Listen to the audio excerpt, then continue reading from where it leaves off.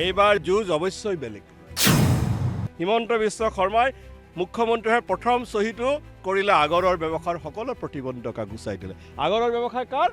পূজাৰ আজমল ডাঙৰীয়া।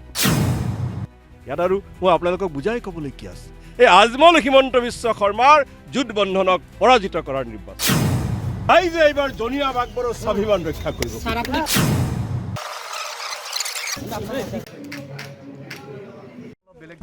এইবাৰ যুঁজ অৱশ্যই বেলেগ, কাৰণ এইবাৰৰ যুঁজ এই নিৰ্বাচন অসম ৰক্ষাৰ নিৰ্বাচন, এই নিৰ্বাচন সম্প্ৰীতি ৰক্ষাৰ নিৰ্বাচন, এই নিৰ্বাচন গণতন্ত্ৰ ৰক্ষাৰ নিৰ্বাচন, এই নিৰ্বাচন যিসকলে জাতি মাটি ভেটি বুলি কৈ অসমৰ সকলো মাটি আম্বানী আদানী আৰু মুখ্যমন্ত্ৰীৰ পৰিয়ালক দিলে সেইসকলক পৰাজিত কৰাৰ নিৰ্বাচন।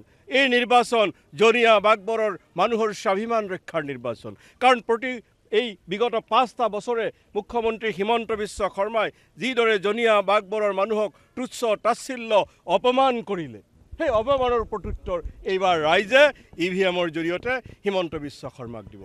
এই নিৰ্বাচন বৰপেটাৰ স্বাভিমান ৰক্ষাৰ নিৰ্বাচন, কাৰণ আপোনালোকৰ মনত আছে হিমন্ত বিশ্ব শৰ্মাৰ হেনো বৰপেটালৈ আহিলে পাকিস্তান লাগে। বৰপেটা যে পাকিস্তান নহয়, বৰপেটা যে ভাৰতৰ অবিচ্ছেদ্য অংশ, বৰপেটা যে অসমৰ অবিচ্ছেদ্য অংশ, বৰপেটাৰ ৰাইজে মন্দিয়াৰ ৰাইজে জনীয়া বাগবৰৰ ৰাইজে EVMত হাতৰ ছবি আৰু আমাৰ ভৱানীপুৰ সৰ্বগত কাঁচিহাটনিৰ ছবিত ভোট দি হিমন্ত বিশ্ব শৰ্মাক দেখুৱাই দিব যে বৰপেটা জনীয়া বাগবৰ এইবোৰ ভাৰতৰ আৰু অসমৰ অবিচ্ছেদ্য অংশ।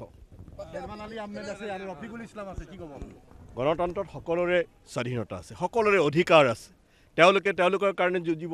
কিন্তু এই নিৰ্বাচনটোত দুটা পক্ষৰ নিৰ্বাচন, কংগ্ৰেছ বনাম বিজেপি, কংগ্ৰেছ আৰু সহযোগী যুদ্ধ বন্ধন আৰু বিজেপি আৰু তেওঁলোকৰ মিত্ৰজোঁট, ইয়াৰ মাজৰ নিৰ্বাচন। বাকী যিসকল আছে, কোনে কাক ক'ত সহায় কৰে, কোনে কাৰ সভালৈ পেচাব কৰিবলৈ যায়, কোন দলৰ নেতা আগৰৰ ব্যৱসায় মুখ্যমন্ত্ৰী হৈয়ে, অকল মই আজমলো নকওঁ, হিমন্ত বিশ্ব শৰ্মাও নকওঁ, হিমন্ত বিশ্ব শৰ্মাই মুখ্যমন্ত্ৰী হৈ প্ৰথম চহীটো কৰিলে আগৰৰ ব্যৱসায়ৰ সকলো প্ৰতিবন্ধকতা গুচাই দিলে। আগৰৰ ব্যৱসায় কাৰ? পূজাৰ আজমল ডাঙৰীয়া। ইয়াত আৰু মই আপোনালোকক বুজাই ক'বলৈ কি আছে, এই আজমল হিমন্ত বিশ্ব শৰ্মাৰ যুদ্ধ বন্ধনক পৰাজিত কৰাৰ নিৰ্বাচন। বয়োজ্যেষ্ঠসকলৰ আশীৰ্বাদ শিৰত লৈ, আই মাতৃসকলৰ আশীৰ্বাদ শিৰত লৈ এই যুদ্ধ অসম ৰক্ষাৰ নিৰ্বাচন, এই যুদ্ধ গণতন্ত্ৰ ৰক্ষাৰ নিৰ্বাচন, এই যুদ্ধ জনীয়া বাগবৰৰ স্বাভিমান ৰক্ষাৰ নিৰ্বাচন।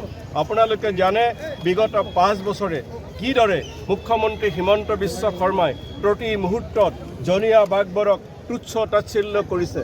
মন্দিয়া মানেই জনীয়া বাগবৰ, আৰু মই জানো এই জনীয়া বাগবৰৰ স্বাভিমান ৰক্ষাৰ কাৰণে কংগ্ৰেছ আৰু সহযোগী দলসমূহৰ মনোনীত প্ৰাৰ্থী আব্দুল খালেকক ৰাইজে ৰেকৰ্ড পৰিমাণৰ ভোটত জিকাই দিব।